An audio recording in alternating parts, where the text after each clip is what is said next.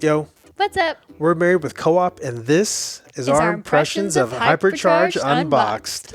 So, what is Hypercharge Unboxed? It is a wave-based shooter with tower defense elements. Right? Excellent. I think I got that right. Okay, so we'll get right into the nitty-gritty. So, from an accessibility standpoint, we'll start with the controls. What did you think about the controls? I thought the controls were fine. They were a little wonky at first. So there's default controls, which were not our thing, but there was a way to adjust it to change it to standard. So that's what we went with. And after that, it was working pretty fine. There also was a bug with the aiming when you zoom in. It got super blurry. Yeah. But we were able to get that fixed. And if you can't figure it out, we do have a video on that. Yes, definitely. So moving on to the complexity. This one's not too complex, at least I didn't think so. There's the base building aspect was something I wasn't expecting in the game, but we'll get to that a little bit more later. But when it comes to this game, like there's a moment where like I think you had to press like up on the D-pad in between waves, and like you could build walls and put traps down, and that is a little bit more than I guess I was expecting out of the game. And then the other thing that I think was a little complex was there's like, I don't know, 13 or 14 total levels within the campaign, but they're locked behind your ability to do well in the very first levels. So that's a little interesting. Yeah, it definitely added a layer of complexity, but nothing that was too extreme to hinder your enjoyment of the game. Yep. So moving on to the co-op feel, from a player 2 experience, how did you find that? Yeah, I thought the player 2 experience was just fine. It didn't hinder me at all. I was able to do everything that you could do. We also could change each other's stuff, which was pretty cool. So I could pop into your character and update things on yours or your controls, and you could do vice versa. So it wasn't restricting at all to be player 2 in this game. In fact, I thought that was really a neat touch, because if you're playing with somebody who's either less experienced or just younger in general, instead of like having to tell them what to do in terms of like changing settings in the menus, or I think even like customizing your character, you could literally just do it for that person. So I thought that was pretty cool. From a teamwork standpoint, I think there was a lot there. I mean, it's a wave-based like tower defense type of shooter. So I think each level had, at least the ones that we played, had 3 different like things you're trying to defend. I think they're called hypercores. Yes. Red, blue, and green. And so we could be like, hey, do you have blue? Because you could see if blue was getting attacked from like a bar in the upper left corner of the screen. And then you'd be like, oh, I'm actually over on green trying to defend this or whatever. So I thought that was kind of neat. Was there anything else from a teamwork standpoint that you could think of? You had side objectives that you could work towards together. That's right. Or if you needed to cover more ground, or, find extra things that you thought the other person would like you would find super cool weapons that I wanted, and you'd be like, hey, babe, come get this. So yeah, like you didn't like the shotgun at all. No. And so then when like the rifle or whatever popped up, I accidentally took it from you. Accidentally. Yeah, well, I actually like the shotgun. So, but from a revive standpoint, suckers for being able to get back into a game quickly if one of us dies. And well, we didn't actually die during our playthroughs, but we also played on casual. So that's probably why we didn't die so much. Yeah, we kept it breezy. But I remember messing around with the tutorial when we were making the video on how to fix the aim bug, and I actually died. And it only took like 10 seconds to respawn, so it's fairly quick to get back into the action. The other player doesn't have to do anything except probably survive. So, and then lastly, from a co-op feel, the achievements. I know there's those of you out there that care about that thing. I'm one of them, actually. I am not. They're not shared. So I unlocked a few achievements in our playthroughs, and well, my wife didn't. Nope. But she didn't care. So All right, let's get on to what we liked about Hypercharged the most. I'll start with you, babe. Lots to like about this game. First off, it shows you jumping paths, so it gives you little hints on like where you can go to reach the jumps that you want to make, which I thought was super helpful, especially just starting off with this game. One thing I want to point out about that is we didn't figure that out until like, I don't know, 40 minutes into our first playthrough of the game, so that was nice and fun. I think that was live too. Yeah, oops. Another great thing about this game is all the different random weapon parts that you get during the waves. So you get to try all these different guns and like kind of see like works for you without like trying to build something and then be like, oh, I didn't actually really like this. I can just, experiment with whatever they give me. 2-player tutorial. We love that about any single game. Yes. We never enjoy it when only one person can do the tutorial or you both have to do it just at separate times. It's like, let's just get in and let's do it all together because that's what co-op's about. Shout out to the devs for the 2-player tutorial. Seriously. Yes, we love it. And then player viewpoint, you're able to switch your viewpoint of how, you like shoot and how your person shows on the screen. There's first and third person. I really enjoyed that. You can go right-handed or left-handed, and just having that variety was nice to have. And seriously, like not very many shooters that I've played allow you to be a lefty, and you are a lefty. I am. So that was nice for you. Whenever I accidentally hit that button, though, I was kind of yelling at the TV because I didn't want that to happen. So some of the things that I liked, the first one is, and you see it right away whenever you see any gameplay of the game, the tiny feel is incredible. So if you've played something like Grounded or if you've watched Honey, I Shrunk the Kids, then you probably know what we're talking about. But the environments are really well done. The messy kids room, the bathroom is pretty cool. There's a shed, there's a hallway, there's a basement, there's all sorts of different levels, and they all feel pretty cool or look pretty cool. So I like that.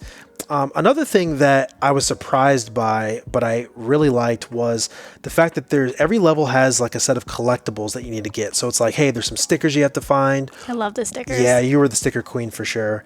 Also, there's usually 3 or more like hidden shields, I think is what they look like purple shields. That you have to find tucked away behind things that you can't see in plain sight, or sometimes you can see them in plain sight and you have to be like, babe, how do you think we get that? And then you don't find out. So, but yeah, just the hidden items and the fact that there's these coins that you have to collect in order to build the turrets and the walls and stuff to defend the hypercores. Just a really neat touch, and something that, again, I wasn't expecting, but was pleasantly surprised with. Another thing that I think is fantastic, especially considering that this is more of a wave-based defense or tower defense shooter, is that there's bosses. And I can't remember of the name of the first boss that you fight, but I remember us being like, oh, that's a big boy. It's a big boy. And then it ran, and I think I screamed and ran away from it. So if you haven't checked out it did. If you haven't checked out the live stream, definitely check that out because I did scream. But it's just kind of nice that there's bosses in there to kind of break up the fact that it's a wave-based shooter, and the different mechanics that they have. I think that was pretty neat. And then the last thing that I really liked was just the silly names. Babe, do you remember what our names were?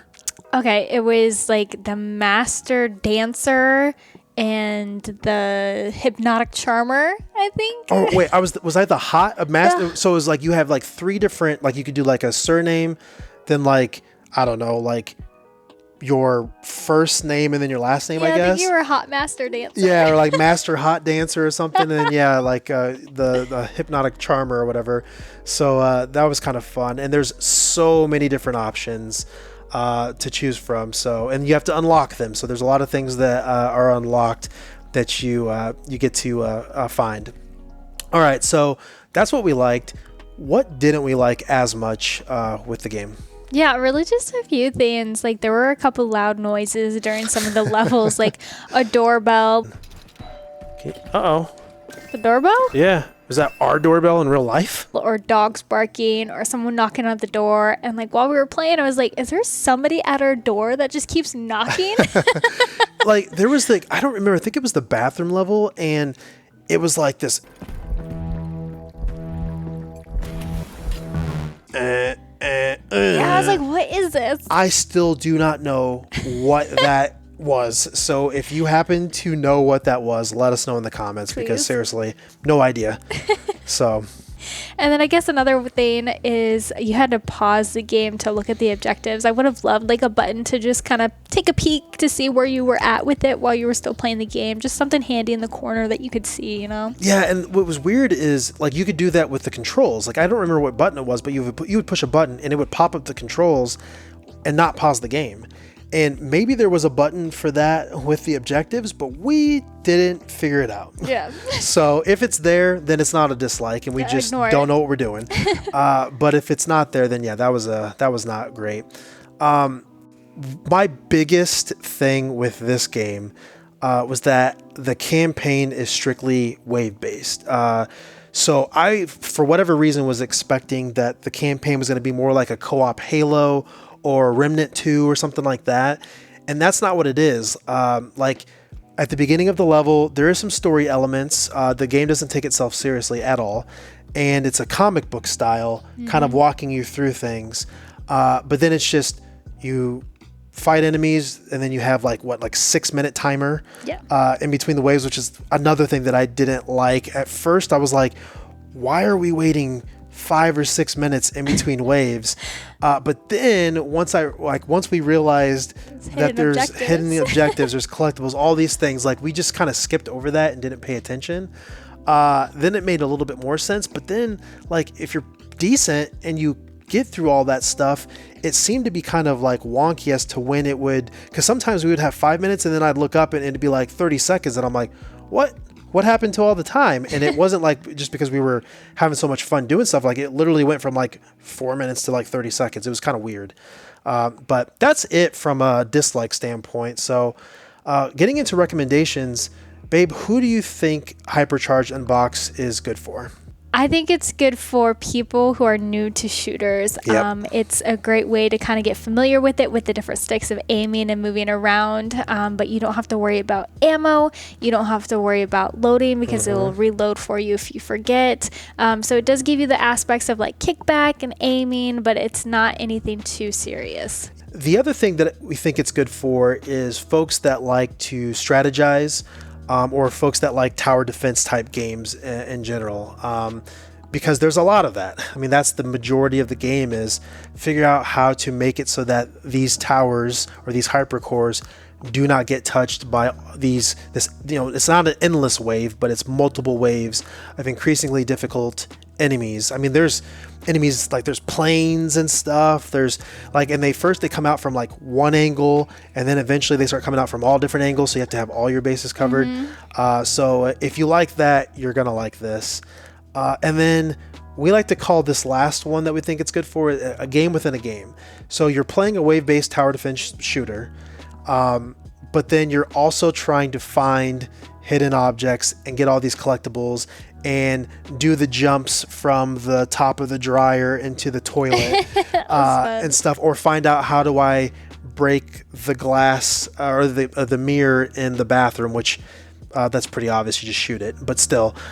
So that was a really cool thing that we liked, and think that if you like to find like kind of almost mini games within a game, then you're going to feel right at home. But what would we say this game is not for?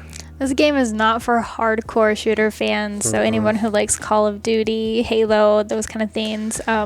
Again, this is a relaxed shooting game, in our opinion, so if you're super into that, then this probably might not be the most fun. Now, granted, we were playing on casual, and there's like 4 or 5 difficulties, but seriously, like, yeah, this is just not quite what I would call going to scratch the itch for somebody who's really into shooters. If you're worried about your kill-death ratio, this may not be the game for you. The other thing is, and I kind of alluded to it earlier, if you want a more story-driven campaign, again, with the likes of a Halo or a Remnant, this isn't it.